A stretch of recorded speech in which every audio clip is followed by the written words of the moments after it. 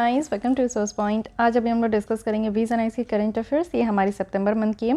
तो चलिए, social issues हम लोग यहाँ पे देख रहे थे। 2 टॉपिक हमारी कंप्लीट हो चुकी है एंड दोनों टॉपिक काफ़ी इंपॉर्टेंट है। एक तो हम लोग चाइल्ड मैरिज से रिलेटेड बात किए एंड सेकंड टॉपिक आपको यहाँ पे देखने को मिलेगा कि जो एजुकेशन सिस्टम में प्राइवेटाइजेशन की बात की जा रही है, इट मीन्स कि प्राइवेट सेक्टर की पार्टिसिपेशन की बात की है। तो दोनों टॉपिक आपके लिए काफ़ी ज़्यादा इंपॉर्टेंट है। तो प्लीज़ देख लीजिएगा पहली लेसन। यहाँ पे आई बटन पे आप मैं यहाँ पे आई बटन पे क्लिक करके देख लीजिएगा, या फिर आप लोग प्लेलिस्ट में आकर हर एक मंथ के यहाँ पे वीज़ एंड आइज़ की आपको लेक्चर देखने को मिलेगी, तो उसके थ्रू भी आप लोग देख सकते हो। So let's start with the next topic, जो कि है feminisation of agriculture. So this is again very important topic, agriculture, जो कि आपके पेपर 2 और पेपर 3 दोनों में आपका यहाँ पे काम करेगा। सो पहले ये समझते हैं कि न्यूज़ में क्यों है। तो चलिए स्टार्ट करते हैं फेमिनाइजेशन ऑफ एग्रीकल्चर। न्यूज़ में इसलिए है क्योंकि जब पीरियोडिक लेबर फोर्स सर्वे यहाँ पे निकल कर आया 2019-20 की, इसके थ्रू डेटा है जिसमें ये बताया गया कि फ़ीमेल की जो लेबर फोर्स पार्टिसिपेशन है वो भी एग्रीकल्चर में ये इंक्रीज़ हुई है। ओके, तो चलिए अच्छी बात है। लेकिन देखिए, आप एग्रीकल्चर सेक्टर में फेमिनाइजेशन जो है, ऐसा नहीं है कि आज इंक्रीज़ हुई है, ये हमेशा से था। आज के डेट में हम लोग इसको रिकॉग्नाइज़ करने लगे हैं। तो ये डेटा याद रखना है अगर आप लोग को इस तरीके की बातों को कोट करनी है तो। और भी बात देखते हैं। राइस कहा जा रहा है वर्कफोर्स जो कि एग्रीकल्चर में इंगेज्ड हुआ है। कहाँ यहाँ पे 2019-20 में आप देखो 45% है, लेकिन कहाँ 2018-19 में 42% था। इट मीन्स कि 3% की यहाँ पे इंक्रीज़ हुई है। ऑलमोस्ट जो इंटायर राइस देखने को मिल रहा है वर्कफोर्स का, वो यहाँ पे एग्रीकल्चर के द्वारा ही था। एग्रीकल्चर आज भी देखिए, आज की डेट में जो परफॉर्म कर रहा है वो सिंक जैसा परफॉर्म कर रहा है। इट मीन्स कि वर्क फोर्स को ज़्यादा से ज़्यादा एब्जॉर्ब कर रहा है। ज़्यादा से ज़्यादा लोग आप देखो कि ग्रामीण क्षेत्र के जो है वो एग्रीकल्चर सेक्टर में ज़्यादा इंक्लूड होते हैं और शार्प इंक्रीज़ देखने को मिल रहा है, यानी कि फ़ीमेल जो है वो बहुत ज़्यादा इंगेज्ड आज के डेट में देखने को मिल रही है एग्रीकल्चर सेक्टर में। ये जो फेनोमेना है जिसमें कि पार्टिसिपेशन विमेन के द्वारा बढ़ते हुए देखने को मिल रही है, पर्टिकुलरली ये एग्री लेबरर्स में, तो इसको हम लोग कहते हैं feminisation of Indian agri workforce. It means कि लेबर वाले सेक्टर में आपको देखने को मिलेगा। कहने का मतलब है कि आप लोग देखो कि जो खेत जोता जाता है, खेत को देखा जाता है, जिसमें फसल लगाए जाते हैं, तो फिर उसका केयर किया जाता है, पानी दी जाती है, प्रॉपर तरीके से आपका खाद दिया जाता है। तो ये सारे काम जो है महिलाओं के द्वारा किया जा रहा है, जिसके थ्रू हम लोग कह रहे हैं कि फेमिनाइजेशन हो रही है। फाइन। फैक्टर्स क्या क्या है जिसके कारण हम लोग कह रहे हैं कि हाँ, एग्रीकल्चर में महिलाओं की संख्या बढ़ते जा रही है। तो सबसे पहले है माइग्रेशन। क्यों बढ़ते जा रही है ये फैक्टर्स देखिए। माइग्रेशन, आज की डेट में आप देखो सबको अच्छी लाइफ चाहिए होती है, सब कोई अच्छे काम की तलाश में इधर उधर भटकते रहते हैं और इसी को हम लोग माइग्रेशन कहते हैं। इट मीन्स कि आप अपने घर को छोड़कर अगर आज कहीं पे भी हो तो किसी न किसी रीज़न के कारण हो, चाहे आपकी पढ़ाई अच्छी जगह आप करने गए होंगे, चाहे आप अच्छा अर्न कर रहे होंगे, चाहे अपने जो लाइफ है, लिविंग स्टैंडर्ड है, उसको आप लोग इन्हेंस करने के लिए होंगे, तो घर आदमी बस इसलिए छोड़ता है। और सबसे बड़ी बात है कि हमारी जैसे पैट्रियार्कल सोसाइटी है, तो मैन जो होते हैं उनको ज़्यादा ये रहता है कि हाँ वो अर्बन एरिया में जाए, रूरल एरिया से वो अर्बन एरिया में जाए और अपनी लाइफ को और बेटर बनाए। तो वो ग्रामीण क्षेत्र से उठ कर शहरी क्षेत्र में आ रहे हैं, तो ग्रामीण क्षेत्र में उनके घर में कौन बच जाती है, तो उनकी जो घर में महिलाएं हैं वो बच जाती है। दैट्स वाई आज के डेट में जो है ये सबसे पहली रीज़न है कि migration is the first reason जिसके कारण हम लोग फेमिनाइजेशन देख रहे हैं एग्रीकल्चर सेक्टर में।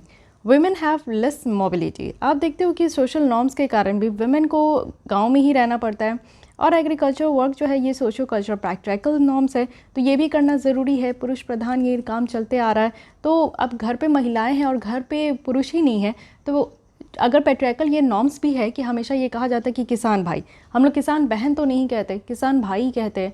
तो इसलिए आप लोग समझो कि ये हमारे टंग में ही ऐसा है। क्यों है? क्योंकि यही चीज़ें हम लोग बचपन से देखते आ रहे हैं, तो ये वाली बात है। साथ ही आप देखो कि women are preferred for labour intensive work. ऐसा सोचा जाता है कि विमेन जो है वो लेबर इंटेंसिव बहुत मेहनती होती है और जैसे घर का पूरा काम करती है, तो इसलिए उनको ऐसा देखा जाता है कि वो खेत भी अच्छे तरीके से काम कर सकती है।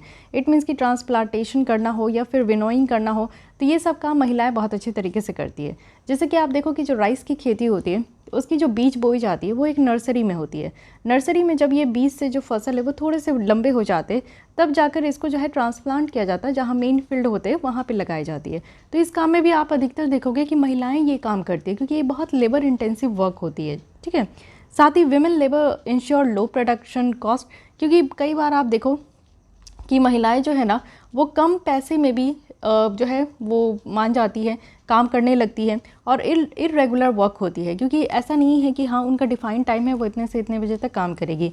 तो इर्रेगुलर वर्क जो है वो लो पेड में भी वो एक्सेप्ट कर लेती है और उनको हायर और फायर करना बहुत आसान होता है। तो ये सारी चीज़ें हैं जिसकी वजह से हम लोग देख रहे हैं कि हाँ फेमिनाइजेशन एग्रीकल्चर सेक्टर में इंक्रीज़ हो रही है। Feminization in agriculture is good और feminization in agriculture is bad. It means कि यहाँ पे आपका क्रिटिकली एनालाइज किया गया है कि क्या ये सही है कि गलत है। तो इसमें आपको दोनों हिस्से देखने को मिलेंगे। तो सबसे पहले हम लोग यहाँ पे फ़ायदे देख लेते हैं कि फेमिनाइजेशन से क्या क्या फ़ायदा है। तो देखिए फेमिनाइजेशन जो है वो वुमेन को पब्लिक स्फेयर में लेकर आ रहे हैं और इससे क्या हो रहा है कि उनको अलाउ किया जा रहा है कि आप सोशलाइज़ करो, यानी कि बहुत सारे कम्युनिटीज़ के साथ आप मिलजुल कर काम करो। साथ ही अगर हम लोग देखें तो इससे क्या होता है कि लेबर विजिबल हो पाता है। इट मीन्स कि अगर हम लोग देख रहे हैं कि फेमिनाइजेशन इन एग्रीकल्चर है तो वही मैं कही कि आज से नहीं है, बहुत पहले से, लेकिन आज के डेट में ये विजिबल है। बहुत ये देखा गया है, बहुत बार ये टाइम देखा गया है कि हाँ इनकी लेबर को जो है अकाउंट नहीं किया जाता था, इनके लेबर को काउंट नहीं किया जाता था, लेकिन आज के डेट में इनको रिकॉग्नाइज़ किया गया है। और यहाँ पे आप देख सकते हो कि वुमेन की स्किल और कॉन्फिडेंस भी इससे बिल्ड अप हो रही है। साथ ही इनको एक अपॉर्चुनिटी भी दिया जा रहा है कि वो ऑर्गेनाइज़ कर सकते हैं और जो बार्गेनिंग पावर है मार्केट में उसको और ज़्यादा इन्हांस कर सकते हैं। तो ये सारी कुछ यहाँ पे पॉसिबिलिटीज़ और पॉसिबल यहाँ पे बताया गया है। पॉसिबल क्या है, इसको हम लोग पॉजिटिव वे में ही लेंगे। तो पॉजिटिव वे में यहाँ पे बताया गया है कि फेमिनाइजेशन इन एग्रीकल्चर जो है ये कैसे गुड है, बैड कैसे है, ये यहाँ पे देखते हैं। बहुत सारी स्टडीज़ है जिनके द्वारा ये इंडिकेट किया गया है कि जो फेमिनाइजेशन ऑफ एग्रीकल्चर है ना, ये हमारे एग्रीकल्चर आउटपुट में काफ़ी ज़्यादा नेगेटिव इम्पैक्ट दे रहे हैं, क्योंकि वुमेन को बहुत ज़्यादा डिफ़िकल्टीज़ फेस करना पड़ रहा है, क्योंकि वुमेन को टेक्नोलॉजी का इस्तेमाल करने नहीं आता, उनको ज़्यादा से ज़्यादा क्रेडिट नहीं मिल पा रहा है और मार्केट की इन्फॉर्मेशन उनके पास नहीं होती है, जिसकी वजह से जो फसल उनके द्वारा उगाया भी जा रहा है ना, तो वो बेटर तरीके से लोगों तक नहीं पहुँच पा रहा है। साथ ही एक और स्टडी के अकॉर्डिंग बताया गया है कि मोर इंगेजमेंट जो एग्रीकल्चर सेक्टर में देखने को मिल रहा है वो पिक सीज़न में ही होता है। जैसे कुछ सीज़न है, आप देखो खरीफ सीज़न है, अभी रबी सीज़न चल रही है, तो ये पिक सीज़न है, इसी सीज़न में इनकी इंगेजमेंट ज़्यादा देखने को मिली है और बाकी आप देखो कि नहीं होता है, जिसके कारण क्या होती है कि न्यूट्रिएंट जो है उसमें डिक्लाइन हो रही है। वुमेन का यहाँ पे कन्फाइन किया गया है कि वो ट्रेडिशनल लो पेइंग रोल है। इट मीन्स कि एक तो ऐसा कहा गया है कि पुराने समय से और उनको जो है लो पेड में भी रख लिया जाता है, यानी कि उनको कम ही उनको पैसे दे दिया जाता है, तो इसमें कोई प्रॉब्लम नहीं है। तो ये सारी कुछ बातें हैं जो कि यहाँ पे बैड पॉइंट ऑफ व्यू से कहा गया है। लेकिन फिर भी देखिए कि विमेन अगर एग्रीकल्चर सेक्टर में है तो उनके द्वारा क्या क्या चैलेंजेस फेस किया जाता है। सबसे पहले अगर मैं बात करूँ तो डिफरेंशिएटेड एक्सेस देखने को मिलता है। इट मीन्स कि जो प्रोडक्टिव रिसोर्सेज और जो मार्केट है उनकी एक्सेस, वहाँ तक पहुँच जो है यहाँ विमेन को सही तरीके से नहीं हो पाता है। अगर एग्रीकल्चर सेंसस 2015-16 का देखिए एग्रीकल्चर सेंसस जो होती है, खेती बाड़ी में जो यहाँ पे जनगणना होती है वो हर 5 साल में होती है। तो 15-16 का ही हम लोग इसलिए अभी फॉलो करेंगे, ये अभी 2022 और 2020 और 21 का ये अभी आपका आने वाला है, तो इसलिए इसको ध्यान रखिएगा। यहाँ इसके थ्रू बताया गया है कि सिर्फ 14% ही ऑपरेशनल होल्डिंग है एग्रीकल्चर में, जो कि वुमेन के द्वारा ओन किया जा रहा है। तो ये भी एक प्रॉब्लम है। इट मीन्स कि कोलैटरल के कारण भी आप देखो कि कुछ लैक ऑफ कोलैटरल है, जो कि यहाँ पे वुमेन की जो एबिलिटी है कि वो कुछ क्रेडिट वगैरह ले, कुछ सब्सिडीज़ वगैरह उनको मिले, जैसे कि फर्टिलाइज़र सीड्स खरीदते हैं तो सब्सिडीज़ मिलती है, तो वुमेन के पास उस तरीके की नहीं हो पाती है, कोलैटरल कुछ गिरवी रखने के लिए नहीं होती है, जिसकी वजह से उनको इस तरीके का सब्सिडीज़ वगैरह भी नहीं मिल पाता है। पीएम किसान भी आप देख सकते हो, पीएम किसान के अंदर भी जो बेनिफिट है वो भी यहाँ पे उनको कम ही मिलता है। Womens are not recognised as farmers, वैसे ही मैं कहीं कि किसान भाई हम लोग कहते हैं और वुमेन को यहाँ पे रिकॉग्नाइज ही नहीं, वैसा इमेज ही फॉर्म नहीं होता है कि वो भी किसान है। तो ये सबसे पहली बात होती है।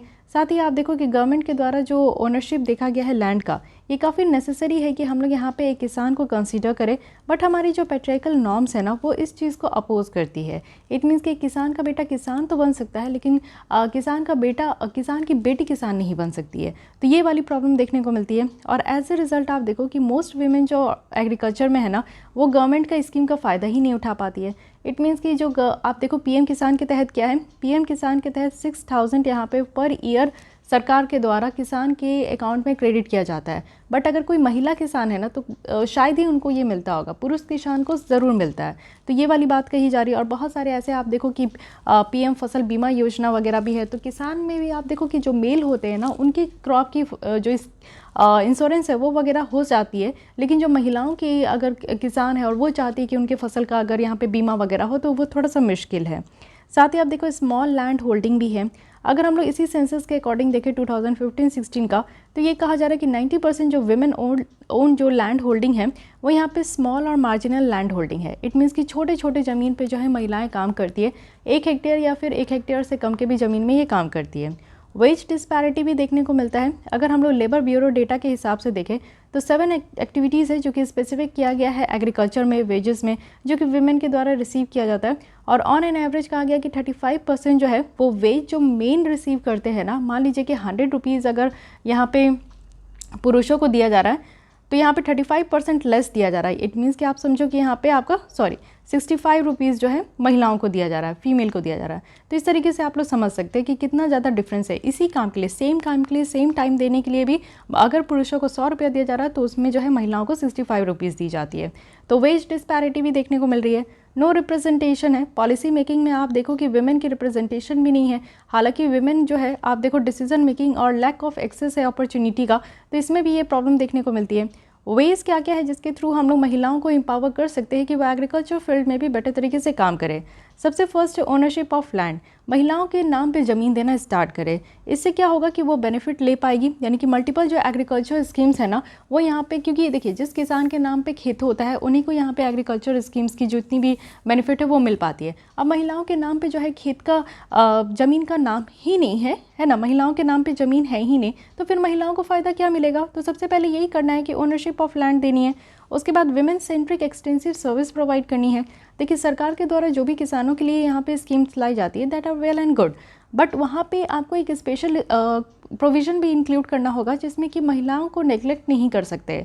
तो महिलाओं के लिए भी कुछ सर्विस प्रोवाइड करनी होगी जो कि महिलाओं को ज़रूरत है एज अ फार्मर। साथ ही रिफॉर्म करनी होगी जो भी पॉलिसी मेकिंग है। कुछ ऐसा तरीका लेकर आइए जिसमें कि ये पता चले कि हाँ फीमेल की रिप्रेजेंटेशन अगर बढ़ रही है तो फीमेल की रिप्रेजेंटेशन डिसीजन मेकिंग में भी बढ़नी चाहिए। ठीक है, जेंडर बजटिंग होनी चाहिए। 2020-21 में क्या था कि ओनली 5% जो टोटल बजट है वो सेंसिटिव है जेंडर न्यूट्रल के लिए, और स्पेशली फोकस किया जा रहा है जो विमेन सेंट्रिक स्कीम्स है, तो ये भी करना चाहिए। ठीक है, इसको और ज़्यादा बढ़ाना चाहिए, सिर्फ 5% ही क्यों है। रोल ऑफ सिविल सोसाइटी भी होनी चाहिए। सिविल सोसाइटी एक अच्छा खासा रोल प्ले कर सकते हैं जिसमें कि जो एग्रीगेरियन वुमेन है ना उनको यहाँ पे कलेक्टिव तरीके से एजुकेट करना है, उनको उनके राइट के लिए, साथ ही उनको एनेबल करना है कि वो एक्सेस कर सके स्टेट का। उनको एक सस्टेनेबल लाइवलीहुड यहाँ पे ट्रेनिंग वगैरह देनी चाहिए जिससे कि वो बेटर तरीके से काम कर सके। उसके अलावा आप देखो कि ऑल्टरनेटिव इकोनॉमिक अपॉर्चुनिटी भी लेकर आनी है। जैसे कुछ स्कीम है जैसे कि मनरेगा आपको देखने को मिलता है, Mahatma Gandhi national rural employment guarantee act, तो इसको मनरेगा कहते हैं। इस कानून के तहत ये 2005 में लाया गया था। इससे क्या है कि आप देखो कि इस कानून के तहत 100 डेज़ की गारंटीड जॉब दी जाती है अनस्किल्ड पीपल्स को, तो इसमें महिलाओं की भी संख्या को इंक्रीज़ करनी चाहिए। नेशनल रूरल लाइवलीहुड मिशन भी है जिसके थ्रू वुमेन की जो यहाँ पे पार्टिसिपेशन एग्रीकल्चर सेक्टर में ये और ज़्यादा से ज़्यादा आपका बढ़ेगा, एम्पावर होगा। So these are the way forward जो कि करना चाहिए। लेकिन अब हम लोग देखते हैं कि हमारे देश में क्या क्या स्टेप्स लिया गया है जिससे कि महिलाओं की जो यहाँ पे संख्या एग्रीकल्चर में वो एम्पावर हो सके। तो सबसे पहले ईयर मार्किंग आप देखो कि एटलीस्ट 30% जो बजट एलोकेशन है वो वुमेन बेनिफिशरीज़ के लिए है, जितनी भी ऑनगोइंग स्कीम्स, प्रोग्राम और डेवलपमेंट एक्टिविटीज़ हैं। साथ ही महिला किसान सशक्तिकरण परियोजना भी लाया गया है। एक सब कॉम्पोनेंट है जो कि दीनदयाल अंत्योदय योजना नेशनल रूरल लाइवलीहुड मिशन के तहत है, जिससे कि आज के डेट में जो प्रेजेंट स्टेटस है वुमेन की एग्रीकल्चर में उसको इम्प्रूव किया जा सके। साथ ही वुमेन सेंट्रिक एक्टिविटीज़ को भी इनिशिएट किया गया है जिससे कि जो भी बेनिफिट चाहिए महिलाओं को वो मिल सके। और फोकस किया जा रहा है विमेन सेल्फ हेल्प ग्रुप में। सेल्फ हेल्प ग्रुप कुछ ग्रुप के लोग, कुछ लोगों की ग्रुप होती है जिसमें कि लोग अपने खुद का जो है वो काम करते हैं, खुद के लिए अर्न करते हैं और उसी से अपनी जीवन व्यापन करते हैं। तो महिलाओं की भी कुछ ऐसी ग्रुप होती है, तो मेनली उन पे फोकस किया जा रहा है जिससे कि उनको माइक्रो क्रेडिट से कनेक्ट कर सके। अगर देखिए 10 लोग भी मिल गए, मान लीजिए 10 महिलाएं हैं, अगर वो मिल के अपना खुद का बुटीक को ओपन करना चाहेगी तो उनको पहले तो बेसिक कुछ पैसे चाहिए होगी ना। मान लीजिए कि 10 महिलाओं में से सिर्फ 2-3 महिलाएं जो है कुछ सेविंग्स करके रखी है, बाकी जो है 6-7 महिलाओं के पास पैसे नहीं है, तो फिर कैसे होगा। तो उनको पहले पैसे देना होगा जिससे कि वो यहाँ पे अपना कुछ छोटा बहुत जो है व्यापार स्टार्ट कर सके, बुटीक वगैरह स्टार्ट कर सके। तो यही बात है कि जो विमेन सेल्फ हेल्प ग्रुप है ना उनको भी यहाँ पे फोकस करना चाहिए और माइक्रो क्रेडिट उन तक जो है पहुँचाना चाहिए। साथ ही रिकॉग्नाइज करना जो क्रिटिकल रोल है विमेन का एग्रीकल्चर में, और जो मिनिस्ट्री ऑफ एग्रीकल्चर और फार्मर वेलफेयर है उनके द्वारा 15 अक्टूबर हर एक साल इसको विमेन फार्मर्स डे के जैसा इसको सेलिब्रेट किया जा रहा है। सो this is again a very fantastic steps आप कह सकते हो, जो कि बहुत ज़्यादा ज़रूरी है, जिससे कि एक अवेयरनेस बढ़ सकता है, लोगों में ये समझदारी बढ़ सकती है। कोई भी डे हम लोग क्यों सेलिब्रेट करते हैं? क्योंकि हम लोग उस डे को समझते हैं कि अच्छा ठीक है, हमारे देश में ये समस्या है तो उसको दूर करने के लिए ये चीज़ें हम लोग सेलिब्रेट कर रहे हैं। तो वही बातें होती है कि यहाँ पे बहुत सारे स्टेप्स लिए गए हैं। ऐसा नहीं है कि सरकार भी हाथ पे हाथ रख कर बैठी है, लेकिन और भी करने की ज़रूरत है, इतने में से नहीं हो पाएगा। डिस्ट्रीब्यूशन ऑफ फीमेल वर्कर आप इंडस्ट्री के हिसाब से देख सकते हो, तो एग्रीकल्चर में आप देखिए सबसे ज़्यादा है, 71% है। देन यहाँ पे अगर आप लोग देखोगे तो अदर्स में है, लेकिन मैन्युफैक्चरिंग सेक्टर्स में भी महिलाएं हैं, कंस्ट्रक्शन एक्टिविटीज़ में भी है। तो इस तरीके से आप लोग देख सकते हो कि मोर देन यानी कि 71% तक महिलाएं जो है वो इंगेज्ड है एग्रीकल्चर में। तो ये आप लोग समझ सकते हो कि कितना बड़ा हिस्सा यहाँ पे 70% तक हमारी जो है इंगेजमेंट है महिलाओं के, लेकिन फिर भी महिलाओं को इससे इतना ज़्यादा फ़ायदा नहीं होता है। तो यही बातें हैं। So guys, this is all about feminisation of agriculture. यहाँ पे हम लोग PLFS की रिपोर्ट है उसके बारे में देखें कि उनकी डेटा क्या बता रही है। तो उनकी डेटा यही बता रही है कि एग्रीकल्चर सेक्टर में महिलाओं का जो योगदान है वो बढ़ा है। क्यों बढ़ा है? क्योंकि माइग्रेशन के कारण वुमेन की जो एक्सेस है वो यहाँ पे कम है। वुमेन को यहाँ पे प्रेफर किया जाता है कि लेबर इंटेंसिव वर्क करती है, वुमेन लेबर इंश्योर करती है लो प्रोडक्शन कॉस्ट भी। फेमिनाइजेशन गुड है कि बैड है, ये देखें क्या क्या चैलेंजेस है, क्या क्या स्टेप्स लिया गया है और क्या क्या वे फॉरवर्ड है, इसे हम लोग ने डिस्कस किया। Coming to the next topic जो कि है secondary health care in India. So recently Niti Aayog के द्वारा एक परफॉर्मेंस असेसमेंट रिपोर्ट लाया गया, जो कि कहा गया है कि best practices in performance of district hospital. तो जो जिले की हॉस्पिटल्स होते हैं ना, उनको यहाँ पे उनके परफॉर्मेंस के हिसाब से उनको रैंक किया गया। और ये नीति आयोग का काम है कि वो हर टॉपिक पे, यानी कि चाहे वो एजुकेशन हो, चाहे वो वाटर स्कार्सिटीज़ हो, चाहे सैनिटेशन हो, तो हर एक जगह आप देखो कि नीति आयोग के द्वारा जो हमारे देश में 28 राज्य और 8 यूनियन टेरिटरीज़ है उनको रैंक करते हैं। चलिए देखते हैं इनकी फाइंड आउट क्या है। तो ये पहली बार ऐसी परफॉर्मेंस असेसमेंट की गई है, यानी कि ज़िले में जो हॉस्पिटल्स हैं उनका किस तरीके से वो काम कर रहे हैं। और ये जो रिपोर्ट है ये रिलीज़ किया गया है नीति आयोग के साथ साथ यहाँ पे ministry of health and family welfares भी है और WHO इंडिया भी है, तो इसको ध्यान रखना है। अब रिपोर्ट में क्या क्या बातें की गई है, this is very important for us. ये बताया गया है कि डिस्ट्रिक्ट हॉस्पिटल जो इंडिया में है ना, ये ऑन एन एवरेज आप देखो कि 24 बेड्स पर 1 लाख है। तो 1 लाख पॉपुलेशन पे 24 बेड्स ही है। और बिहार में आप देखो तो सबसे लोएस्ट एवरेज है, यानी कि 6 बेड है 1 लाख पॉपुलेशन में। और पुडुचेरी में सबसे हाईएस्ट है, इट मीन्स कि 1 लाख पॉपुलेशन के लिए 222 बेड्स है। तो ये डेटा काफ़ी इंपॉर्टेंट है। इंडियन पब्लिक हेल्थ स्टैंडर्ड है 2012 की, जिनकी गाइडलाइंस के द्वारा ये रिकमेंड किया गया था कि जिले में जो अस्पताल है ना, उसमें यहाँ पे एटलीस्ट 22 बेड्स होने चाहिए पर 1 लाख पॉपुलेशन में। चलिए बहुत अच्छी बात है। एक डिस्ट्रिक्ट हॉस्पिटल जो इंडिया में है ये 11 सपोर्ट सर्विस यहाँ पे प्रोवाइड करते हैं। ओनली 189 है। अगर टोटल हम लोग 707 जिला से देखें तो सिर्फ 189 है, जो कि डॉक्टर टू बेड रेशियो जो है, इट मीन्स कि 29 डॉक्टर की ज़रूरत होती है हर एक बेड में, 100 बेड में। तो ये चीज़ें पूरा की जा रही है 189 हॉस्पिटल में। 707 हॉस्पिटल है और 189 जो है इस तरीके का पूरा कर रहे हैं, यानी कि 190 आप मान के चल सकते हो। तो यहाँ पर भी आप लोग देख सकते हो कि 500 मोर देन 500 हॉस्पिटल ऐसे हैं जिसमें कि जो डॉक्टर और बेड रेशियो है वो बहुत कम है। 29 डॉक्टर जो है पर 100 बेड्स को देख रहे हैं, लेकिन इससे भी कम आपको डॉक्टर की उपलब्धि देखने को मिलेगी। एवरेज अगर यहाँ पे बेड ऑक्यूपेंसी रेट अगर हम लोग डिस्ट्रिक्ट में देखें तो ये 57% है। डिस्ट्रिक्ट हॉस्पिटल की बात की जा रही है कि यहाँ पे यूनिक इनिशिएटिव्स वो एम्प्लॉय कर रहे हैं, वो भी डिफरेंट एरेनाज में, जिससे कि जो सर्विस डिलीवरी है वो इम्प्रूव हो सके। फॉर इंस्टेंस अगर हम लोग देखें तो बेलगाम डिस्ट्रिक्ट हॉस्पिटल है जो कि कर्नाटक का है, ये इंप्रेसिव आपको ब्लड बैंक रिप्लेसमेंट देखने को मिलेगा, जिसमें कि 0% है। इट मीन्स कि 0% यहाँ पे ब्लड यूनिट है जो कि रिप्लेसमेंट के लिए इशू किया गया है। तो एक बहुत ही अच्छी मूव्स है और बहुत ही अच्छी यहाँ पे आप देख सकते हो कि अच्छा काम इनके द्वारा किया गया, तो इसको भी याद रखनी है। अब देखते हैं कि सेकेंडरी हेल्थ केयर के बारे में थोड़ी बहुत। देखिए, आप कभी भी हेल्थ केयर सुने होंगे तो 3 तरीके से होती है। एक होती है प्राइमरी, ठीक है, दूसरी होती है सेकेंडरी एंड थर्ड होती है टर्शरी। फाइन। इसमें क्या है कि ये second tier of health system है, क्योंकि फर्स्ट में प्राइमरी होती है। जैसे आपको सर्दी खांसी जुकाम होता है तो आप जाते हो डॉक्टर के पास, तो वो आपको कुछ पैरासीटामोल की गोली दे देते हैं, ठीक है। हल्का फुल्का कुछ हुआ तो आप चले गए प्राइमरी हॉस्पिटल। प्राइमरी हॉस्पिटल नहीं, ये प्राइमरी हेल्थ केयर होता है। थोड़ा बहुत मेजर हो गया तो आप जाते हैं सेकेंडरी में, और भी पूरी तरीके से मेजर हो गया है यानी कि बहुत ही ज़्यादा सीरियस है तो फिर आप टर्शरी हेल्थ केयर लेते हो। फाइन। तो प्रिंसिपल डिफरेंस अगर हम लोग प्राइमरी और सेकेंडरी सर्विस में देखें तो ये रेंज होता है और स्टाफ की स्पेशलाइजेशन पे डिपेंड करता है कि कितने। आप देखते हो ना कि कई बार ऐसा कहा जाता है कि नहीं ये इस ट्रीटमेंट ये ट्रीटमेंट यहाँ नहीं होगा, ये ट्रीटमेंट आपको वो हॉस्पिटल जाना होगा, इस ट्रीटमेंट के लिए आपको उस राज्य में उस स्टेट में जाना होगा या फिर दूसरे देश जाना होगा। इस तरीके के भी आप लोग देखते हो। क्यों? क्योंकि ये डिपेंड करता है ना कि किस तरीके के स्टाफ है, कैसी स्पेशलाइजेशन है। यहाँ पे आप देखो कि ये डिस्ट्रिक्ट और रीजनल हॉस्पिटल के द्वारा भी प्रोवाइड किया जाता है। यहाँ पे आउट पेशेंट जो कंसल्टेशन है, बाहरी जो पेशेंट भी है उनको भी कंसल्ट किया जाता है। इन पेशेंट यहाँ पे सर्विस है जैसे कि इमरजेंसी केयर वगैरह भी यहाँ पे प्रोवाइड की जाती है, जो आईसीयू वगैरह।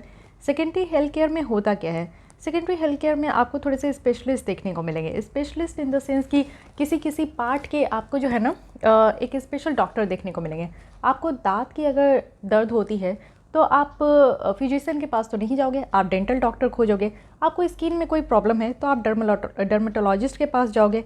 आपको हार्ट से रिलेटेड कोई प्रॉब्लम है तो आप कार्डियो के पास जाओगे। वैसे ही पेडियाट्रिशियंस है, आपको गाइनो है, ठीक है। तो ये सारे क्या हो गए? ये सेकेंडरी रेंज के हो गए, सेकेंडरी हेल्थ केयर है जिसमें कि आप स्पेसिफिक किसी पार्ट के लिए आपको अगर प्रॉब्लम है तो उस पार्ट के स्पेशलिस्ट के पास आप जाते हो, ठीक है। ये क्या है कि आपका पेशेंट और जो एडवांस मेडिकल केयर है ना, इसके बीच का आपको डिफरेंस देखने को मिलेगा। सेकेंडरी केयर सेंटर्स जो है यहाँ पे आपका टेक्निकल और एडमिनिस्ट्रेटिव सपोर्ट भी प्रोवाइड किया जाता है जो कि प्राइमरी केयर क्लिनिक के लिए है। तो ये भी चीज़ें ध्यान रखनी है, यानी कि एक जिला में, एक रीजन में आपका जो सेकेंडरी केयर सेंटर है यहाँ पे आपका टेक्निकल और एडमिनिस्ट्रेटिव सपोर्ट भी प्रोवाइड किया जाता है। कुछ राज्यों में आप देखते हो ना कि मोबाइल केयर टीम होती है, यानी कि आप लोग भी अपने राज्यों में देखते होंगे कि कुछ बस होती है, मिनी बस होती है जिसमें कि मोबाइल केयर टीम होती है। वो किसी भी सेक्टर के लिए होती है। जैसे कि आप देखो कि अभी वैक्सीन के लिए, कोरोना वायरस वैक्सीन के लिए वो मोबाइल वैन वगैरह चल रहे हैं जिसमें कि घर घर जाके या फिर घूम घूम के जो है लोगों को वैक्सीन दे रहे हैं। तो उसी तरीके से ये घूम घूम के भी जो है ये इस तरीके की यहाँ पे केयर वगैरह प्रोवाइड की जाती है। लेकिन सेकेंडरी हेल्थ केयर में चैलेंजेस क्या है ये समझिए। सबसे बड़ी बात होती है एसेसिबिलिटी की। इट मीन्स कि अगर आप देखो कि सेकेंडरी हो गया या फिर टर्शरी केयर हो गया ना, इसकी एक्सेस बहुत ज़्यादा चैलेंजेस है। अगर मैं किसी भी राज्य की बात करूं, जैसे कि आप अगर वेस्ट बंगाल की बात करते हो तो वेस्ट बंगाल में कोलकाता है जहाँ पे आपको सारी फैसिलिटी प्रोवाइड होते हुए दिखेगी। किसी भी राज्य का आप कैपिटल सिटी देखोगे तो वहाँ पे अच्छे हॉस्पिटल्स भी होते हैं, अच्छी फैसिलिटीज़ होती है, अच्छे स्टाफ्स वगैरह भी होते हैं। लेकिन उसके अलावा आप उसी में से उसी राज्य के कुछ और अन्य ज़िले में देखो तो सारे डिस्ट्रिक्ट में ये फैसिलिटी प्रोवाइड नहीं होती है। जैसे कि अगर मैं बिहार की बात बताऊँ तो बिहार में पटना है जो कि इसकी कैपिटल स्टेट है। तो यहाँ पे क्या है ना कि सारे हॉस्पिटल्स वगैरह यहीं पे, लेकिन अगल बगल के जितने भी डिस्ट्रिक्ट है वहाँ पे आपको इस तरीके का फैसिलिटी नहीं देखने को मिलेगा। तो वहाँ पे कुछ परेशानी होती है और आपको मेडिकल एक्सेस चाहिए तो सारे लोग उठ के आ जाते हैं पटना। तो वैसे ही और राज्य में भी आपको देखने को मिलेगा कि एक्चुअली यहाँ पे देखो कि अबाउट 80% जो है डॉक्टर्स, 75% जो डिस्पेंसरीज है, 60% जो हॉस्पिटल है वो अर्बन एरिया में ही प्रेजेंट है। तो ग्रामीण क्षेत्र के लोग क्या करेंगे, ये एक प्रॉब्लम होती है। Non availability of skilled workforce, यानी कि जो स्किल्ड वर्कफोर्स है उनकी अवेलेबिलिटी भी आपको नहीं देखने को मिलेगी। लैक ऑफ स्पेशलिस्ट होते हैं। इवन आप लोग देखो कि जो अच्छे डॉक्टर्स वगैरह भी होते हैं ना, वो गांव में जाकर काम करना नहीं चाहते, सर्विस प्रोवाइड करने नहीं चाहते। तो हर एक डॉक्टर्स चाहते हैं कि किसी तरह जुगाड़ लग जाए और कैपिटल सिटी में रहें। तो ये एक प्रॉब्लम है कि वहाँ पे कमी देखने को मिलता है। Weak primary health care sector आपको देखने को मिलेंगे। 60% जो प्राइमरी हेल्थ केयर सेक्टर्स है इंडिया में, इसमें सिर्फ एक ही डॉक्टर है। वहीं अगर 5% हम उनमें देखें तो है भी नहीं। तो ये भी प्रॉब्लम है। अनमैनेजेबल पेशेंट लोड है। इवन आप देखो कि जब से कोविड-19 पैंडेमिक आया है तब से हमारे देश के जो हेल्थ केयर फैसिलिटी है ना, इसकी पोल खोल खुल गई है। इट मीन्स कि आप देखो कि इतने लोगों की परेशानी हो रही थी लेकिन उस हिसाब का बेड नहीं था, कहीं पे भी नहीं था। कोई एक राज्य नहीं है जो कि पूरी तरीके से अपने राज्य की जो भी पॉपुलेशन है उसको कंट्रोल कर सके, उनको पूरी तरीके से बेड प्रोवाइड कर सके, ऐसा नहीं हुआ। ये भी एक प्रॉब्लम है। वीक गवर्नेंस और अकाउंटेबिलिटी है। रिसेंट अगर हम लोग हेल्थ ट्रेजेडीज़ देखें जो गोरखपुर हॉस्पिटल में हुआ, छत्तीसगढ़ जो स्टेरलाइजेशन कैंप है, कोलकाता हॉस्पिटल ट्रेजेडी है, बहुत सारे ऐसे आपको देखने को मिलेगा जो कि अकाउंटेबिलिटी के ऊपर सीरियस क्वेश्चन अराइज कर देते हैं। अभी आप देखो कि बहुत सारे हॉस्पिटल ऐसे हैं जो कि कोविड-19 के पेशेंट थे, वहाँ पे आग लग गई हॉस्पिटल में। तो ये किसकी लापरवाही के कारण ये काम हो रहा है? हॉस्पिटल में आग लग जाते हैं, बताइए। जो इंसान वहाँ पे जान बचाने के लिए गए हैं वो तो और मौत के मुंह में चले गए। तो इस तरीके की बात होती है कि अकाउंटेबिलिटी की कमी है, सही तरीके से गवर्नेंस नहीं है, साथ ही लो हेल्थ केयर स्पेंडिंग है। हमारे देश में एक सबसे बड़ी खराबी मुझे यही लगती है कि जो मेन एरिया है वहाँ पे सरकार खर्च नहीं करती है। जैसे एजुकेशन हो गया, हेल्थ केयर सेक्टर्स हो गए, इसमें खर्च नहीं करेंगे। जीडीपी का आप देखो कि हमारे देश में 1.2% से लेकर 1.6% तक का ही खर्च होता है, इतने ही हमारी जीडीपी में ये कंट्रीब्यूट होती है। तो फिर यही प्रॉब्लम है।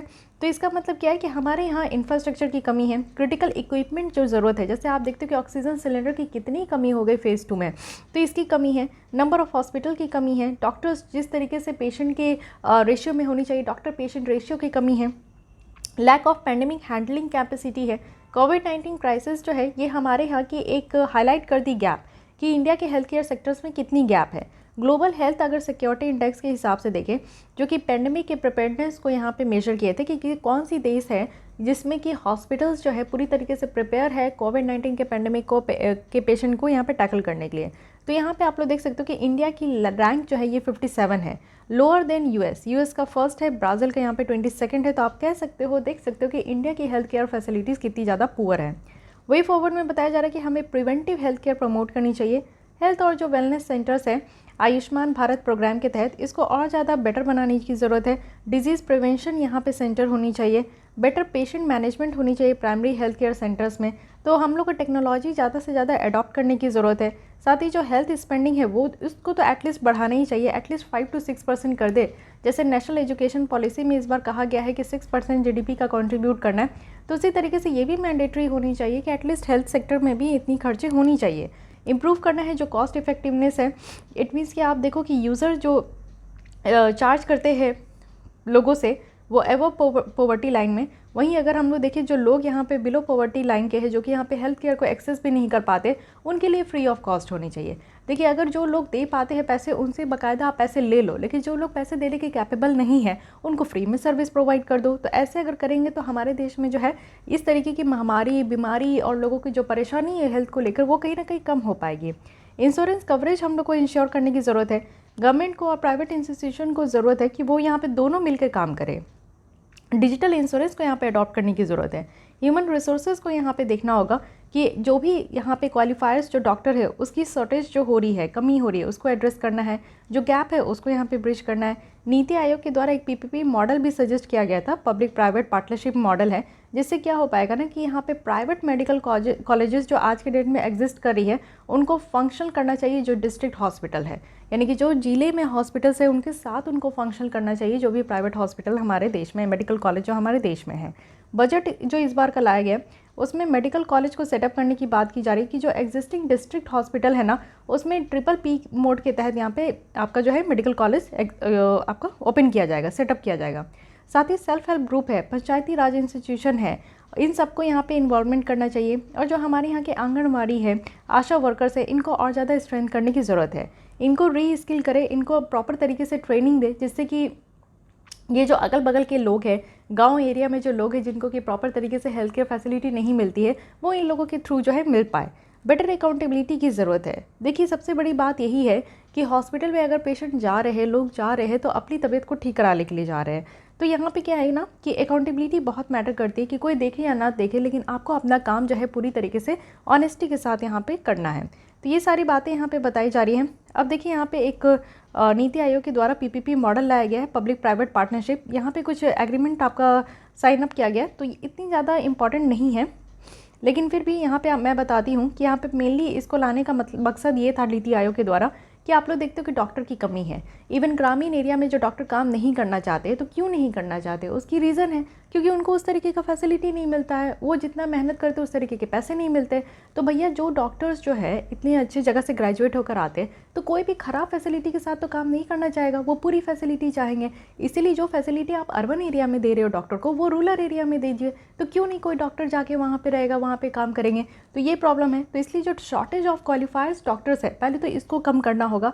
और जो गैप है यहाँ पे हॉस्पिटल में डॉक्टर पेशेंट की रेशियो में, इन सारी चीज़ों को पहले फुलफिल करना होगा। तो ये जो आपका मोड गाइडलाइंस लाई गई है, इसमें सबसे पहली बात यही है कि जो गैप है उसको फुलफिल किया जाएगा।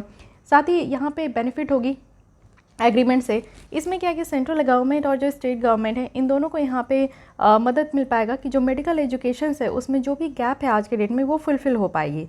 साथ ही जो भी कंसर्न यहाँ पे इस तरीके के अरेंजमेंट के अगेंस्ट में रेज हो रहा है उसको भी देखा जाएगा।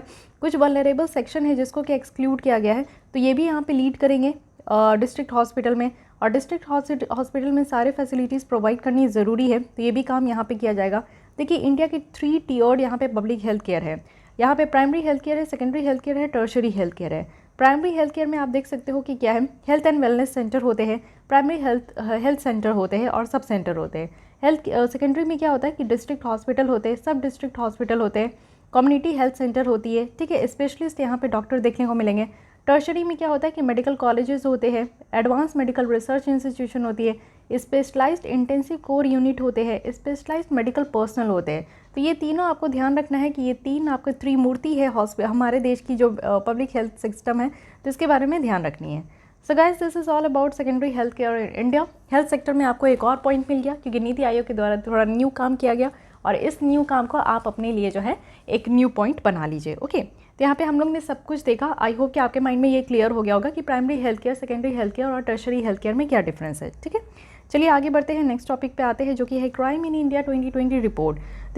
This report is again very important क्योंकि देखिए recently national crime record bureau है जो कि हमारे देश की सबसे हाईएस्ट बॉडी है, जिनके द्वारा ये देखा जाता है, मेज़र किया जाता है कि हर एक साल हमारे देश में हर एक कैटेगरी के क्राइम किस तरीके से बढ़ते जा रहे हैं। तो इस रिपोर्ट के द्वारा कुछ क्राइम को कैप्चर किया गया जो कि आईपीसी के तहत रजिस्टर्ड होते हैं, स्पेशल और लोकल लॉज जो होते हैं उसके तहत रजिस्टर्ड होते हैं। तो क्राइम रेट जो है ये आपका कैलकुलेट किया जाता है पर 1 लाख ऑफ पॉपुलेशन। ठीक है, 1 लाख ऑफ पॉपुलेशन में कितना क्राइम बढ़ रहा है। अब आप यहाँ पे ग्राफ देख सकते हो, ये इस तरीके से ग्राफ बढ़ा, लेकिन आपका ये ईयरली नहीं है, ये स्टेट वाइज है कि हर एक स्टेट में बताया जा रहा है कि क्राइम कितना बढ़ रहा है। तो ये आप देख सकते हो कि तमिलनाडु में सबसे ज़्यादा क्राइम है, फिर केरल में है, फिर यहाँ पे दिल्ली में है। तो इस तरीके से ये जंप हो रहा है। की फाइंडिंग देखते हैं कि इस रिपोर्ट के द्वारा क्या बताया गया है। सबसे पहले बताई गई है कि ओवरऑल क्राइम कितना है। तो देखिए 28% जो है इंक्रीज़ हुआ है 2020 में, देखा जा रहा है 2019 के कंपैरिजन में। क्यों हुआ है? क्योंकि आप देखिए कोविड-19 के नॉर्म्स का वायलेशन हुआ है। कोविड-19 में आप देखते हो कि हर तरीके का एक, आप कह सकते हो कि वायलेशन, हर तरीके की यहाँ पे क्राइम बढ़ी है कोविड-19 के टाइम में। डिक्रीज़ हुआ है ट्रेडिशनल क्राइम, क्योंकि आप देखो पेंडेमिक है, लॉकडाउन है, तो जो ट्रेडिशनल क्राइम में क्या था, लोग चोरी करते थे और रॉबरी करते थे, थेफ्ट करते थे, असॉल्ट करते थे बच्चे और विमेन को। तो जब सारे लोग घर पे बैठे तो बाहर ये हरासमेंट नहीं हो पा रहा था, बाहर नहीं हो पाया, तो घर की जो डोमेस्टिक वायलेंस है, ये सारी चीज़ें, ये सारे में आपका जो है केसेस बढ़ गए। बाहर जो है लोग चोरी वगैरह नहीं कर रहे थे, तो ये जो ट्रेडिशनल क्राइम है ना, इसमें कम देखने को मिला। ठीक है, साथ ही आप देखो कि विमेन के अगेंस्ट में जो क्राइम है ये बढ़ गए थे। लेकिन हाँ, यहाँ पे बताई जा रही है कि 8.3% से डिक्लाइन हुआ है in cases against the women. Most of the जो केसेस है ना, यानी कि क्रुएल्टी, जो हस्बैंड के द्वारा अत्याचार किया जा रहा है, रिलेटिव के द्वारा अत्याचार किया जा रहा है, वो 30% है। लेकिन असॉल्ट वगैरह, किडनैपिंग वगैरह, ये सारी चीज़ें जो है कम हो गई थी। आसाम में आप देखो हाईएस्ट रेट ऑफ क्राइम जो है अगेंस्ट वीमेन ये रजिस्टर किया गया है, उसके बाद उड़ीसा है एंड देन तेलंगाना है। तो ये क्राइम अगेंस्ट जो वीमेन है इसके बारे में याद रखिए। क्राइम अगेंस्ट अगर बच्चों में देखें तो ये भी कम हो गया, क्योंकि सारे बच्चे तो घर पे थे, अब किस बच्चों को चोरी कीजिएगा, तो वो भी नहीं हो पाया। केसेस ऑफ सिडिशन आप देखोगे, जो सिडिशन का आरोप लगाया जा रहा था सरकार के द्वारा, ये भी थोड़ा कम हुआ है। कहाँ 73 लास्ट ईयर में ये देखने को मिला है कि 93 रैंक पे आ चुका है 2019 में। लेकिन मणिपुर में सबसे ज़्यादा ये सिडिशन केसेस जो है लगाई गई हैं। क्राइम अगेंस्ट अगर शेड्यूल कास्ट और शेड्यूल ट्राइब देखें तो ये इंक्रीज़ हुआ है, ये चीज़ आप देख सकते हो। ह्यूमन ट्रैफिकिंग केस जो है, यहाँ पे नंबर ऑफ मिसिंग पर्सन जो है ये कम हुई है, क्योंकि चोरी कैसे करेंगे जब घर पे सारे लोग हैं। केसेस ऑफ इकोनॉमिक ऑफेंसेस और साइबर क्राइम अगर हम लोग देखें तो इकोनॉमिक ऑफेंसेस जो है ये डिक्रीज़ हुआ है। साइबर क्राइम की केसेस आप देख सकते हो कि ये आपका इंक्रीज़ हुआ है, क्योंकि सारे लोग घर पे बैठे हैं। ऊपर से आप देखो कि सब कोई जो है ऑनलाइन है, यूट्यूब है, सोशल नेटवर्किंग साइट्स है, तो ऑब्वियस है कि जहाँ पे लोग ज़्यादा इंगेज होंगे, ध्यान देंगे, वहाँ पे क्राइम इंक्रीज़ होगी। तो साइबर क्राइम में यहाँ पे आप देख सकते हो कि 11% से यहाँ पे इंक्रीज़ हुआ है। अब ये जो हमारे देश की बॉडी है नेशनल क्राइम रिकॉर्ड ब्यूरो, इसके बारे में कुछ स्टैटिक देख लीजिए। इनकी जो गठन हुई है वो 1986 के थ्रू हुई है, और ये इनको माना जाता है कि क्राइम और क्रिमिनल की जितनी भी इन्फॉर्मेशन है वो यहाँ पे इनके पास रहता है। एक्चुअली ये जो बॉडी की सेटअप की गई थी, टंडन कमेटी है जिनके द्वारा ये रिकमेंड किया गया था, और नेशनल पुलिस कमीशन है जिनके द्वारा ये रिकमेंड किया गया था। नेशनल क्राइम रिकॉर्ड ब्यूरो की बात करें तो इनकी रिस्पॉन्सिबिलिटी है कि यहाँ पे आप लोग देखो crime and criminal tracking network and system project है, इसका मॉनिटर करना, कोऑर्डिनेट करना और इम्प्लीमेंट करना। फाइन, इसके हेडक्वार्टर कहाँ है? न्यू दिल्ली में है, और मिनिस्ट्री ऑफ होम अफेयर्स का ये पार्ट भी है। इसकी पब्लिकेशन में आप देख सकते हो कि क्या क्या और भी रिपोर्ट ये यहाँ पे पब्लिश करते हैं, जैसे कि एक्सीडेंटल डेथ है, सुसाइड इन इंडिया है, कितनी हमारे इंडिया में, कितने हमारे देश में सुसाइड कर रहे हैं लोग और एक्सीडेंट से कितने लोगों की जान जा रही है। प्रिजन स्टैटिस्टिक्स भी ये एक रिपोर्ट लाइक कर आते हैं कि हमारे देश में जो जेल में रहने वाले लोग हैं उनकी क्या हालचाल है। फिंगरप्रिंट इन इंडिया है, report on missing women and children है, ये सबसे बड़ी रिपोर्ट होती है इनकी कि मिसिंग बच्चे और मिसिंग जो विमेन होती है उनकी रिपोर्ट ये निकाल के लाते हैं। की ऑब्जेक्टिव क्या है इनका काम करने का, कहाँ कहाँ है। तो सबसे पहली बात है कि आईटी प्रोडक्ट का ये डेवलपमेंट करते हैं, तो ये लीड और कोऑर्डिनेट करते हैं इसको। आप देखो कि जो shareable national database on crime है, क्रिमिनल है, प्रॉपर्टी, ऑर्गेनाइज्ड क्रिमिनल गैंग्स है, उनको ये मेंटेन करते हैं, साथ ही कंपाइल करते हैं और पब्लिश करते हैं जो नेशनल क्राइम स्टैटिस्टिक्स है, साथ ही स्टोर करते हैं, कोऑर्डिनेट करते हैं और इन्फॉर्मेशन भी ये प्रोवाइड करते हैं इंटर स्टेट भी, एक राज्य से दूसरे राज्य में, एक राज्य में भी अगर प्रोवाइड करना है तो वो भी करते हैं। साथ ही ट्रेनिंग फैसिलिटी प्रोवाइड करते हैं, जो क्राइम रिकॉर्ड ब्यूरो के पर्सनल है उनको ट्रेनिंग भी देना है तो ये बॉडी ट्रेनिंग भी देती है। यहाँ पर national store house of fingerprints है, इसकी भी रिकॉर्ड ये रखते हैं। तो इतने काम इनके द्वारा किया जाता है, तो ये सारी बातें आपको ध्यान रखनी है। अब एक जंप आप देख सकते हो नंबर में 2019 और 20 है, यहाँ पे आप देख सकते हो कि कम्युनल राइट्स जो है वो हमारे देश में काफ़ी बड़ा है, क्योंकि आप लोग देख सकते हो कि रेडिकलाइजेशन हो रही है हमारे देश में, ना चाह के भी लोगों को जो गंदे गंदे पोस्ट है, जो भड़काऊ पोस्ट है, वायलेंट पोस्ट है, वो दिखा दिखा के लोगों को गुस्सा चढ़ाया जा रहा है, जिसके कारण आप कम्युनल राइट्स देख रहे हो। कास्ट राइट भी ये आपका इंक्रीज़ हुआ है, एग्रीगेरियन राइट्स भी आपका इंक्रीज़ हुआ है, आंदोलन वगैरह तो बहुत हो रहे हैं, ना जाने अभी तक ये कंटिन्यू है। तो आप देख सकते हो कि हर एक जगह ये जंप होते हुए दिखा है। तो एक बहुत अच्छी रिपोर्ट है, इसमें जो डेटा है इससे आपको पता चल गया और इस बॉडी के बारे में स्टैटिक पॉइंट्स भी आपको पता चल गए। Coming to the next article जो कि है स्वच्छ सर्वेक्षण। रिसेंटली जल शक्ति मिनिस्ट्री है उनके जो द्वारा स्वच्छ सर्वेक्षण ग्रामीण 2021 ये आपका लॉन्च किया गया है, वो भी स्वच्छ भारत मिशन के तहत। और मेनली यहाँ पे कौन मिनिस्ट्री है, तो ministry of housing and urban affairs है, ठीक है, जो कि यहाँ पे आपको लॉन्च करेगी स्वच्छ सर्वेक्षण 2022 को। तो इस बार की देख लेते हैं 2021 की क्या बातें की जा रही है। तो यहाँ पे आपका जो है फेज़ 2 है, जो कि आज़ादी का अमृत महोत्सव हम लोग यहाँ पे सेलिब्रेट कर रहे हैं। तो ये एनुअल सर्वे है, देखा जा रहा है कि गांव-गांव में कितनी साफ़ सफाई हुई है, हाइजीन सैनिटेशन का कितना मेंटेन किया जा रहा है। इसका एम है कि जो ODF प्लस है, ओपन डेफिकेशन फ्री यहाँ पे प्लस है, उसकी इंटरवेंशन को देखा जा रहा है। देखिए ODF था यानी कि ओपन डेफिकेशन था, यानी कि लोगों को जो है खुले में शौच करना बंद कर दिया गया था और वो टॉयलेट का इस्तेमाल करने पे ज़्यादा से ज़्यादा प्रेशर दिया जा रहा था। ODF प्लस लाया गया, प्लस ऐड किया गया। इसमें कहा गया कि सॉलिड और जो लिक्विड मैनेजमेंट है उसको यहाँ पे देखना है कि कैसे बेटर तरीके से हो सकता है। तो इसमें आप देखो कि ODF प्लस स्टेटस का एम ही है कि मैनेजमेंट करना है सॉलिड और लिक्विड वेस्ट का, और जो ODF स्टेटस है इसको अपग्रेड करना है, ठीक है। साथ ही आप देखो कि ये थर्ड पार्टी एजेंसी के द्वारा कंडक्ट किया जाता है और इसमें जो भी गैप है उसको बिल्डअप करने में ये काफ़ी हेल्प करते हैं। 17,475 विलेजेस है जो कि 698 डिस्ट्रिक्ट में है, जिसको कवर किया गया है स्वच्छ सर्वेक्षण ग्रामीण के द्वारा। Department of drinking water and sanitation है जो कि यहाँ पे इसके तहत इनको लाया गया है। इसका सिग्निफिकेंस क्या है, सिग्निफिकेंस है कि यहाँ पे आपका जो है रैंकिंग दी जाती है, एक्सरसाइज किया जाता है रैंकिंग, बट इससे क्या है ना कि ये एक इम्पॉर्टेंट व्हीकल है जिससे कि जन आंदोलन यानी कि पीपल्स की जो मूवमेंट है वो यहाँ पे आपका निकल कर आ रहा है।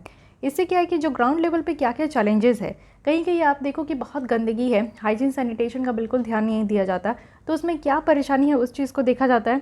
साथ ही यहाँ पे स्वच्छ सर्वेक्षण जो यहाँ पे आपका ये किया जा रहा है, इसमें क्या है कि हेल्थी कंपटीशन देखने को मिलेगा। एक ज़िले से दूसरे ज़िले, एक राज्य से दूसरे राज्य जो है एक दूसरे के बीच में यहाँ पे कंपटीशन होगा, तो एक हेल्थी कंपटीशन है, इसको भी यहाँ पे प्रमोट किया जा रहा है। अब स्वच्छ सर्वेक्षण 2022 जो नेक्स्ट ईयर है इसके बारे में देखते हैं। तो यहाँ पे रिसेंटली आप देखो कि ministry of housing and urban affairs है जिनके द्वारा ये 11th एडिशन है जिसको कि लॉन्च किया जाएगा। और स्वच्छ सर्वेक्षण की बात करें तो ये एनुअल सर्वे है, एक साल का सर्वे है जो कि सिटीज़ और टाउन में देखा जाएगा कि कितनी साफ़ सफाई हुई है, हाइजीन और सैनिटेशन का ये कितना ख्याल रख रहे हैं। बेसिकली इसको 2016 में इसको लॉन्च किया गया था जो कि स्वच्छ भारत अभियान का ये पार्ट था। इसका ऑब्जेक्टिव क्या है कि लार्ज स्केल में लोगों की पार्टिसिपेशन होनी चाहिए, अवेयरनेस क्रिएट करना है सारे सेक्शन ऑफ सोसाइटी में कि किस तरीके से हमारे देश में साफ़ सफाई को प्रमोट करना है। की फीचर्स क्या है नेक्स्ट ईयर का, तो यहाँ पे क्या है कि बेसिकली पीपल फर्स्ट है, यानी कि लोगों को यहाँ पे आगे लाया जा रहा है। जो यंग एडल्ट्स और सीनियर सिटीजन्स है इनकी वॉइस को यहाँ पे रेज़ किया जाएगा। साथ ही इम्प्रूव करना है, यानी कि वर्किंग कंडीशंस जो है वो इम्प्रूव करना है, लाइवलीहुड अपॉर्चुनिटी इम्प्रूव करना है। जितने भी यहाँ पे सैनिटेशन वर्कर जो है, फ्रंट लाइन जो सैनिटेशन वर्कर है उनकी लाइफ यहाँ पे सही करनी है। डिस्ट्रिक्ट रैंकिंग जो है वो भी इंट्रोड्यूस किया गया है फर्स्ट टाइम। और साथ ही साथ आप देखो कि यहाँ पे जो स्कोप ऑफ सर्वे है इसको भी आपका एक्सपेंड किया गया है कि कवर किया जाएगा 100% वार्ड। उसके बाद आप देखो कि जो इंडिया की जो एंसेंट लेगेसी है उसको यहाँ पे प्रोटेक्ट करना है। टेक्नोलॉजी इंटरवेंशन होगा, यानी कि डिजिटली यहाँ पे ट्रैक किया जाएगा सारे डॉक्यूमेंट्स को। जियो टैगिंग की जाएगी, यानी कि आप देखो कि सैटेलाइट के हेल्प से देखा जाएगा कि किस एरिया में कितनी % ऑफ सैनिटेशंस बढ़ी है, हाइजीन वगैरह का ध्यान रखा जा रहा है, तो टेक्नोलॉजी का इस्तेमाल किया जाएगा। साथ ही आप देखो कि यहाँ पे सिटीजन सेंट्रिक एक्टिविटीज़ को ऑर्गेनाइज़ किया जाएगा, जिसमें कि जन भागीदारी रखा गया है इसका थीम, लोगों की भागीदारी, सिटीजन पार्टिसिपेशन इसको कहा जा रहा है। कंपेन्स है जैसे कि खर्च अलग करो, सॉरी कचरा अलग करो ये कंपेन्स है, ये भी कंपेन्स आपकी चलाई जा रही है। और इस थीम के अकॉर्डिंग आप देखो कि इस थीम क्या है कि वेस्ट टू वेल्थ, ठीक है, यानी कि कचरे से धन। सिटीजन ड्रिवन ये एग्जीबिशन है जो कि ऑर्गेनाइज़ किया जाएगा सिटीज़ में। और साथ ही साथ यहाँ पे सिटीजन लीडर्स जो होंगे उनको रिकॉग्नाइज़ करना है, वेस्ट एंटरप्रेन्योरशिप कौन है, एनजीओ वगैरह कौन है, तो उनको यहाँ पे देखना है, ठीक है। तो ये सारे लोगों को यहाँ पे लाया गया है, तो ये चीज़ें ध्यान रखिएगा। तो ये रही बात पूरी। लेकिन 8 पिलर्स आप देखो, जो स्वच्छ सर्वेक्षण की बात की जा रही है नेक्स्ट ईयर की, इसकी 8 पिलर्स क्या क्या है। सबसे पहले है यहाँ पे कि जो लिंकेज है नेशनल प्रायोरिटीज़ के साथ, इसको और ज़्यादा मजबूत करना है। छोटी छोटी जो सिटीज़ है उसमें अपॉर्चुनिटी लेकर आना है। जो रोबोटनेस्ट है असेसमेंट का, उसको इम्प्रूव करना है। सिंप्लीफिकेशन करना है, जो साफ़ सफाई का तरीका है ना उसको और ज़्यादा सिंप्लीफाई करना है, आसान करना है। अलाइनमेंट जो है वो जो यहाँ पे आपका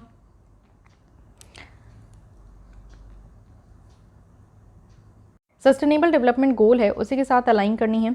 सिस्टम स्ट्रेंथन करना है अर्बन लोकल बॉडीज़ के लिए। पीपल फर्स्ट का यहाँ पे फंडा है कि पीपल पार्टिसिपेशन, लोगों के यहाँ पे लोगों को यहाँ पे आगे निकाल के लाना है। मूविंग फ्रॉम लिनियरिटी टू सर्कुलरिटी, ये लिनियरिटी है, लीनियर तरीके से पहले काम किया जाता था, बट अब इसी को बेंड करके सर्कुलर तरीके से काम किया जाएगा, तो इस पर मेन फोकस किया जा रहा है। Okay, so these are the main points जिसको याद रखना है स्वच्छ सर्वेक्षण को लेकर, तो काफ़ी इंपॉर्टेंट है। चलिए आइए देखते हैं न्यूज़ इन शॉर्ट्स। यहाँ पे रखा गया कि मिनिस्ट्री ऑफ एजुकेशन जो है उनके द्वारा इंडिया की रैंकिंग यहाँ पे रिलीज़ की गई है, वो भी हायर एजुकेशन इंस्टीट्यूशन के लिए। तो ये 6th एडिशन होगा, यानी कि कंसेक्यूटिव है, हर एक साल ये आपको देखने को मिलता है। तो ये जो है नेशनल इंस्टीट्यूशन रैंकिंग फ्रेमवर्क, तो ये एक्सेप्ट किया गया है मिनिस्ट्री ऑफ एजुकेशन के द्वारा 2015 में ही, और तब से अब तक आपको देखने को मिलेगा कि ये हर साल एक रैंकिंग लेकर आते हैं। सारे एजुकेशन इंस्टीट्यूशंस जो है वो 5 पैरामीटर्स में देखा जाता है कि हर एक एजुकेशन इंस्टीट्यूशन में टीचर कितने हैं, लर्निंग कैपेसिटी कितनी है, रिसोर्सेज कितने हैं, रिसर्च कितना हो रहा है, और ग्रेजुएशन आउटकम्स क्या है, और साथ ही साथ आउटरीच और इंक्लूसिविटी कितनी है, परसेप्शन कितना है। तो इन बेसिस पे यहाँ पे इनको देखा जाता है। साथ ही 11 कैटेगरीज़ है कि ओवरऑल नेशनल रैंकिंग कितनी है, और यूनिवर्सिटीज़ को देखा जाता है, इंजीनियरिंग कॉलेज हो गया, मेडिकल कॉलेज हो गई, मैनेजमेंट है, फार्मेसी है, लॉ है, हर एक एरिया में इसको मेज़र किया जाता है। अब ये आपको ध्यान रखना है कि टॉप 5 कौन कौन से कॉलेज है। तो IIT मद्रास है, ये आपका टॉप है, लेकिन यूनिवर्सिटी कौन कौन सी है, IISc है। उसके अंदर कॉलेज कौन सा है, तो ये मिरांडा हाउस दिल्ली है। ओवरऑल में आप सेकंड नंबर पे देखो IISc है, थर्ड में IIT बॉम्बे है, फोर्थ में IIT दिल्ली है, फिफ्थ में IIT कानपुर है।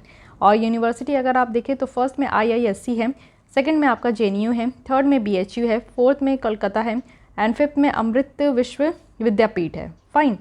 7 इनिशिएटिव है, तो 7 इनिशिएटिव वेरी इंपॉर्टेंट, क्योंकि ये आपका इनॉग्रेट किया गया है जम्मू एंड कश्मीर के लेफ्टिनेंट गवर्नर के द्वारा। ये रूरल इंटरप्राइज एक्सेलरेशन प्रोग्राम है, वो भी विमेन के लिए, जो भी यहाँ पे सेल्फ हेल्प ग्रुप से एसोसिएटेड है। तो यहाँ पे क्या है कि आप देखो कि मेनली ये स्ट्रेस कर रहे हैं मार्केट लिंकेज में कि जो भी वुमेन है अगर वो सेल्फ हेल्प ग्रुप से एसोसिएटेड है तो उनकी जो भी प्रोडक्ट है उसको मार्केट तक पहुँचाया जाए। तो अच्छी बात है, जम्मू एंड कश्मीर का इसको ध्यान रखना है। Ministry of women and child development के द्वारा यहाँ पे कुछ रूल्स लाए गए हैं जो कि इंटर कंट्री जो एडॉप्शन है उसको ईज़ किया जाए। तो एडॉप्शन अमेंडमेंट रेगुलेशन 2021 है जो कि लॉ मिनिस्ट्री के द्वारा लाया गया, जिसमें कि आप देखो कि कारा को, जो कि सेंट्रल एडॉप्शन रिसोर्स एजेंसी है, उसको यहाँ पे इंश्योर किया जा रहा है, ठीक है। और जो एडॉप्शन होता है उनको यहाँ पे और स्पीडी तरीके से ग्रांट किया जाए। नो ऑब्जेक्शन सर्टिफिकेट है, ये भी यहाँ पे प्रोवाइड किया जाता है पेरेंट्स को। एट प्रेजेंट अगर हम लोग देखें तो 2 रूट है इंटर कंट्री एडॉप्शन का इंडिया में। एक तो है जो जुवेनाइल जस्टिस एक्ट 2015 के थ्रू कर सकते, जिसमें कि आप देखो कि कारा रेगुलेट करते, और दूसरा है Hindu adoption and maintenance act, जो कि हिंदू लॉ के तहत ही आपका आता है। तो सो फार आप देखो कि कारा पेरेंट्स जो हैं इन्हीं के थ्रू एडॉप्शन होता है हमारे यहाँ, ठीक है, ये कारा बॉडी के थ्रू ही होता है। लास्ट मंथ हम देखें तो ये जो मिनिस्ट्री है इनके द्वारा 2 साल की जो मैंडेटरी पीरियड है एडॉप्टिव फैमिली के लिए उसको यहाँ पे हटा दिया गया है और एडॉप्टिव फैमिली जो है हमारे देश में रह सकती है बच्चों को अडॉप्ट करने के लिए। इस केसेस में अगर हम लोग देखें तो इंडियन मिशंस जो है वो यहाँ पे इस प्रोग्रेस को देखेंगे, सिक्योरिटी करेंगे जो भी अडॉप्टेड चाइल्ड है। इसका क्या फ़ायदा होगा, इससे जो हमारे यहाँ कैरिंग आउट एडॉप्शन है कि बच्चे को लेकर जाना, ये इस फैसिलिटीज़ में यहाँ पे आसानी होगी। कारा एक स्टैट्यूटरी बॉडी है जो कि ministry of women and child development के तहत है और एक नोडल बॉडी है जो कि यहाँ पे इंडियन चिल्ड्रन के अडॉप्शंस के लिए काम करते हैं, दोनों में, हमारे देश में भी और दूसरे देश से भी। ठीक है, साथ ही अगर हम लोग देखें तो सेंटर के द्वारा यूनिफॉर्म स्पेसिफिकेशन यहाँ पे अनाउंस किया गया है फॉर फोर्टिफाइड राइस के लिए। तो देखिए department of food and public distribution है जो कि काम करते हैं कंज्यूमर अफेयर्स मिनिस्ट्री के तहत, इनके द्वारा एक यूनिफॉर्म स्पेसिफिकेशन इशू की गई है, वो भी फोर्टिफाइड राइस कर्नल के लिए। तो कर्नल्स आप देख सकते हो वो ग्रेड ए का है और कॉमन राइस है जो कि प्रोक्योरमेंट किया जा रहा है यहाँ पे। तो फोर्टिफाइड राइस क्या होता है, फोर्टिफाइड राइस को यहाँ पे डिस्ट्रीब्यूट किया जाएगा बहुत सारे गवर्नमेंट स्कीम्स के तहत, जिसमें कि आपका पब्लिक डिस्ट्रीब्यूशन सिस्टम भी है और मिड डे मील स्कीम भी है जो कि बच्चों को एक टाइम का खाना स्कूल में दिया जाता है, सरकारी स्कूल में, गवर्नमेंट स्कूल में और गवर्नमेंट एडेड स्कूल्स में भी। तो ये चीज़ें यहाँ पे इंश्योर किया जाएगा 2024 तक। इससे क्या होगा, फोर्टिफाइड राइस जो हम लोग चावल खाते हैं वो चावल नहीं है, उसको और ज़्यादा फोर्टिफाइड किया जाएगा। इससे क्या होगा कि जो मल न्यूट्रिशन की प्रॉब्लम है वो यहाँ पे टैकल हो पाएगी। इट मीन्स कि सारे न्यूट्रिशंस जो है हमें इस चावल से मिल पाएगा। फोर्टिफिकेशन जो है एक तरीके का प्रैक्टिस है जिसमें कि जो एसेंशियल माइक्रो न्यूट्रिएंट की कंटेंट है उसको बढ़ाया जाता है और इससे जो न्यूट्रिशनल क्वालिटी है फूड सप्लाई की वो इंप्रूव हो पाती है, एक बेटर आपका पब्लिक हेल्थ बेनिफिट मिल पाता है और मिनिमम जो है हेल्थ रिस्क होती है। बायो फोर्टिफिकेशन भी आप वर्ड सुनते हो। So biofortification is a process जो कि यहाँ पे कन्वेंशनली ब्रीडिंग फूड क्रॉप्स है जो कि माइक्रोन्यूट्रिएंट में जैसे कि विटामिन ए और जिंक और आयरन इस क्रॉप में आपको ज़्यादा देखने को मिलेगा। FSSAI की यहाँ पे नॉर्म्स भी हैं। इसके अकॉर्डिंग अगर हम लोग देखें तो 1 kg जो फोर्टिफाइड राइस है इसमें आपका आयरन होता है, फॉलिक एसिड होती है, विटामिन B12 भी होते हैं। इसी के साथ अगर हम लोग राइस की देखें तो उसको अगर फोर्टिफाइड यहाँ पे माइक्रोन्यूट्रिएंट के साथ किया गया जिसमें कि आपके जिंक भी होते हैं, विटामिन ए है, vitamin B1, B2, B3, B6 है। तो ये सब समझ सकते हैं कि कितना ज़्यादा ये ज़रूरी है और कितना ज़्यादा ये फ़ायदेमंद है। तो इसलिए इसको हम लोग मिड डे मील में भी प्रोवाइड करें जिससे कि जो पुअर डाइट है बच्चों की वो यहाँ पे पूरा हो सके। और मेनली आप लोग देखते हो कि पुअर डाइट या तो बच्चों की होती है या तो महिलाओं की होती है, जिसमें कि बहुत तरीके की न्यूट्रिशन की कमी देखने को मिलती है, खून की कमी देखने को मिलती है। तो ये दोनों चीज़ें टैकल की जाएगी। सो दैट्स वाई यहाँ पे PDS के थ्रू यहाँ पे प्रोवाइड किया जाएगा जो कि गरीब लोग अगर कम खा रहे हैं तो भी वो न्यूट्रिशियस फूड खाए उनके लिए दिया जाएगा और साथ ही मिड डे मील दिया जाएगा ताकि बच्चों को स्कूल में एक टाइम का फुल यहाँ पे न्यूट्रिशियस फूड मिल सके। Okay, so guys this is all about यहाँ पे सोशल इश्यूज़। नेक्स्ट हम लोग साइंस एंड टेक्नोलॉजी के लेसन देखेंगे एंड अगेन यहाँ पे use of technology in agriculture sector में देखने वाले हैं। तो आई होप कि आपको ये लेसन हेल्पफुल लगी होगी। अगर ये लेसन अच्छी लगती है तो लाइक कीजिए, अपने दोस्तों के साथ भी शेयर कर सकते हैं। इसके अलावा आपको कोई भी डाउट करी सजेशन है तो आप कमेंट कीजिए और आपको मेंस आंसर राइटिंग ज्वाइन करनी है तो आप लोग डिस्क्रिप्शन बॉक्स में email ID है वहाँ पर मेल करके ज्वाइन हो सकते हो। मिलते हैं कल हम लोग इसी टाइम पर। आज के लिए बस इतना ही। Thank you.